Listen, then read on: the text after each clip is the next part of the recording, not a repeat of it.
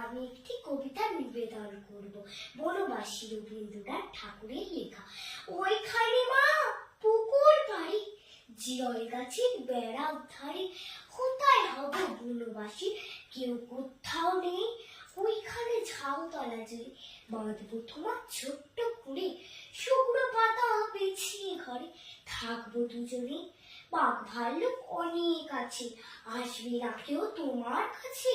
দিন রাত্রির কোমর বেঁধে থাকবো পাহারাতে, রাক্ষসীরা ঝোপে ঝাড়ে মারবে ওকে আড়ে আড়ে। দেখবে আমি দাঁড়িয়ে আছি ধনুক নিয়ে হাতে, আঁচলেতে খই নিয়ে তুই যেই দাঁড়াবি দাঁড়ে, অমনি যত বনের ঘুরে আসবে সারি সারি। শিংগুলি সব আঁকা বাঁকা, গাইতে দাগ চাকা চাকা, লুটিয়ে তারা পড়বে ভুঁয়ে বাড়ির কাছে এসে।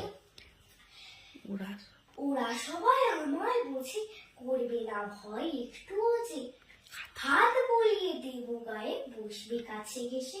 ফলসা বনে গাছে গাছে ফল ধরে মেঘ ঘনিয়ে আছে, ওইখানেতে ময়ূর এসে নাচ দেখিয়ে যাবে।